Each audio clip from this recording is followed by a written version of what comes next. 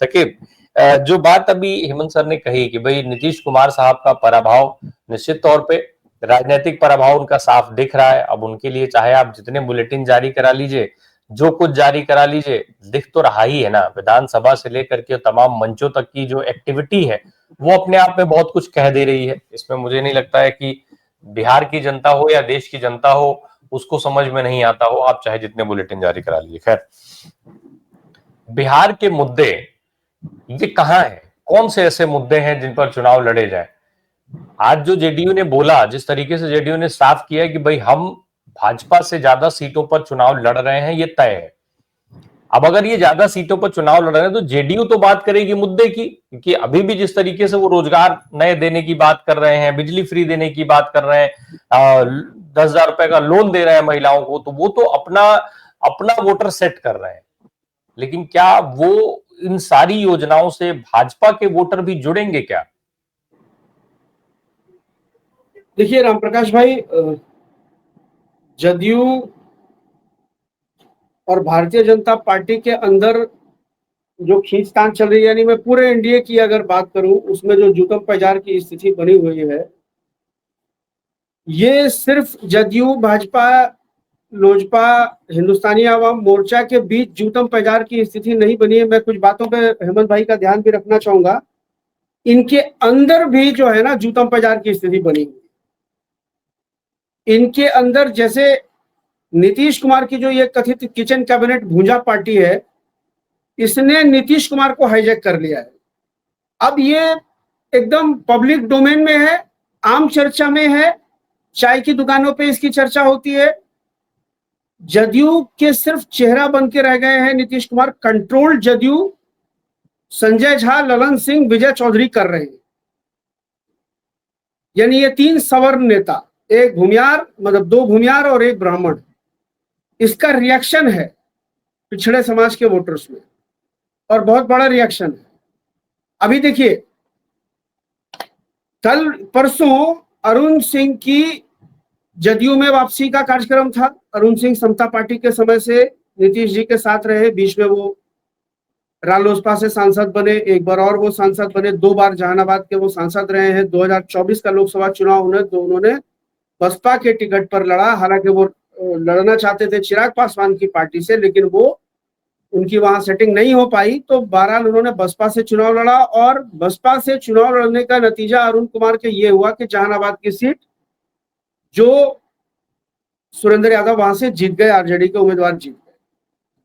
तमाम चीजें सेट थी, टाइमिंग सेट थी, गेस्ट कौन कौन होंगे वहां, वशिष्ठ नारायण सिंह होंगे, मनीष वर्मा होंगे, महेश्वर हजारी होंगे, सब कुछ सेट था। जो अरुण सिंह के समर्थक थे वो पटना पहुंचना शुरू हो गए थे। प्रोग्राम के एन 2 घंटे पहले बताया गया कि प्रोग्राम कैंसिल हो। ये एक ह्यूमिलिटी, मतलब एक समझिए कि एक जो है वो शर्मिंदा करने वाली स्थिति उनके लिए पैदा कर दी गई अरुण सिंह के लिए। अरुण सिंह की ज्वाइनिंग के बारे में कहा जाता है कि ललन सिंह ने अड़ंगा लगाया, क्योंकि मगध और शाहाबाद के क्षेत्र में अरुण सिंह की पकड़ है। उपेंद्र कुशवाहा कल बयान दे रहे थे। उपेंद्र कुशवाहा ने कल फिर उस पीड़ा को दोहराया है अपने भाषण में कि हमारा एनडीए विपक्ष से नहीं आ रहा, हमारी अपनी ही टीम के लोगों ने सेल्फ गोल मार दिया, उल्टा गेंद फेंक दिया। कहीं ना कहीं उनको ये पीड़ा अब भी है कि काराकाट की सीट हमको भाजपा ने बैठकबाजी करके हरवाया। और वो जदयू के लोगों को भी नसीहत देते सुने गए कि दीवार के पीछे, स्टेज के पीछे जो दीवार है, बिल्कुल वहीं पर मिलर हाई स्कूल है जहां उनका प्रोग्राम हुआ, वो भी सुन लें कि उत्तराधिकारी चुनने में देर करेंगे तो बहुत देर हो जाएगी। बीच में निशांत के राजनीति में आने की चर्चा हुई, फिर संजय झा से ही बयान दिलवा दिया गया कि नहीं, अभी निशांत राजनीति में नहीं आ रहे हैं। ये तमाम चीजें क्यों हो रही है? आखिर नीतीश कुमार को इतना बंद करके और तमाम फैसले क्यों लिए जा रहे हैं? ये किसके इशारे पर लिए जा रहे हैं? और मीडिया में इन सब चीजों की चर्चा क्यों नहीं है? क्या आप महागठबंधन की तुलना अगर आप एनडीए से करेंगे तो क्या महागठबंधन का कोई भी एलाई पार्टनर एक दूसरे एलाई पार्टनर पर अटैक करता हुआ आपको दिखाई दे रहा है? माले के लोग क्या कांग्रेस को अटैक कर रहे हैं, तेजस्वी को अटैक कर रहे हैं, या कांग्रेस के लोग तेजस्वी को अटैक कर रहे हैं? ये तो मीडिया प्लांट करता है पप्पू यादव और तेजस्वी को एक दूसरे के सामने खड़ा करके।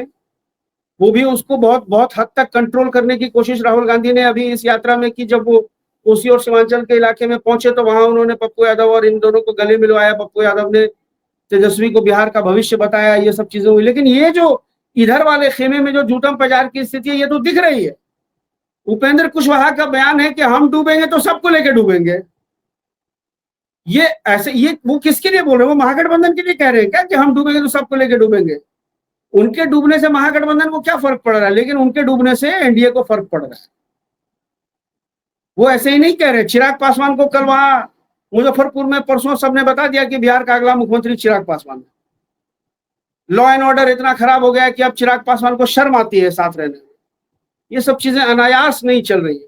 और अभी आप प्रशांत किशोर की चर्चा कर रहे थे। देखिए, प्रशांत किशोर भाजपा के जिन नेताओं को टारगेट कर रहे हैं वो बनिया और सवर्ण क्लास है। आप इसको नोटिस कीजिए। वो मंगल पांडे को टारगेट कर रहे हैं, वो दिलीप जायसवाल को टारगेट कर रहे हैं। वो भाजपा के किसी पिछड़े नेतृत्व को टारगेट नहीं कर रहे हैं। और वो जब तक नीतीश मिश्रा, मंगल पांडे और दिलीप जायसवाल को टारगेट नहीं करेंगे, पिछड़े समाज का वोट प्रशांत किशोर के साथ नहीं जुड़ेगा। और पिछड़े समाज के वोट के जुड़ने का मतलब है नीतीश कुमार को कट टू साइज करना। क्योंकि लोगों को ये पता है कि प्रशांत किशोर भूमिहार समाज से आते हैं। उनके जो अभी राष्ट्रीय कार्यकारी अध्यक्ष बने हैं वो राजपूत समाज से आते हैं। अब आप मनोज भारती की चर्चा कहीं सुनते हैं क्या? उनको जो प्रदेश अध्यक्ष बनाया गया था वो दलित समाज से आते हैं। वो कहीं दिखते हैं आपको? प्रशांत जनसुराज में प्रशांत के चेहरे के अलावा और कौन दिखता है आपको? प्रशांत किशोर पांडे। जनता, पिछड़े समाज की जनता, दलित समाज की जनता का जुड़ाव नहीं हो पाएगा जब तक वो ये नहीं दिखाएंगे कि नहीं हम मंगल पांडे के खिलाफ हैं, नीतीश मिश्रा के खिलाफ हैं, दिलीप जायसवाल के खिलाफ हैं। इसलिए उन्होंने टारगेटेड तरीके से उस क्लास को टारगेट करना शुरू किया है भाजपा में भी, ताकि इधर बैलेंस भी बना रहे जो आरोप उन पर लग रहे हैं बी टीम होने का, और उनके साथ पिछड़ा वोट जो उनका मेन इंटेंशन है, जो मेन मोटिव है जिसके लिए प्रशांत किशोर को लॉन्च किया गया है और जितना पैसा खर्च किया जा रहा है प्रशांत किशोर के पीछे। मैं आपको बता रहा हूं, अभी कुर्था या अरवल में उनकी सभा हो रही थी परसों या कल शायद। लोगों को 2 दिन 4 दिन पहले पता नहीं होता है कि प्रशांत किशोर की कोई सभा होने वाली होती है, और जिस दिन सभा होती है उस दिन उतनी भीड़ कहां से आ जाती है? क्या कौन उनको इतना संसाधन मुहैया करा रहा है कि वो बसों में और खाना देकर के और जो है पूरे बिहार भर से हर जगह भीड़ जुटा रहे हैं? क्यों नहीं ईडी सीबीआई जा रही है उनके पास में पता करने के लिए? मांझी जी अपनी पीड़ा बयान कर रहे हैं कि मेरे पास धन नहीं है लेकिन मेरे पास जन है। देखिए, हर नेता को अपनी अपनी, क्योंकि देखिए मांझी जी की प्राइवेट लिमिटेड कंपनी है, चिराग पासवान की प्राइवेट लिमिटेड कंपनी है, लेकिन कार्यकर्ता तो जुड़ा हुआ है ना। मांझी जी बेटा मंत्री है, बहू विधायक हो गई है, समधन भी विधायक है। अभी बेटी के लिए भी वो चुनाव लड़ने की सीट खोज रहे हैं। शायद मुझे मालूम जहां तक हुआ है वो जहानाबाद सदर की सीट चाहते हैं या अतरी की सीट चाहते हैं बेटी के लिए। तो मांझी जी अपनी बेटी के लिए भी ये कर रहे हैं। लेकिन बाकी जो कार्यकर्ता है वो आखिर कहां जाएगा? पार्टी बाप बेटे मिलकर तो चला नहीं रहे पार्टी। पार्टी चल जाएगी क्या जब तक दूसरे समाज के लोग या जिला भर के कार्यकर्ता नहीं जुड़ेंगे? और सबकी अपनी चुनावी महत्वाकांक्षा है, सब लोग चुनाव लड़ना चाहते हैं। तो आखिर उनके लिए अगर वो टिकट नहीं मांगेंगे और या अपने समर्थकों को ये संदेश वो नहीं देंगे कि हम तुम्हारे लिए लड़ रहे हैं, तो कैसे समर्थक जुड़े रहेंगे उनके साथ? अब देखिए, ये मजे की बात है।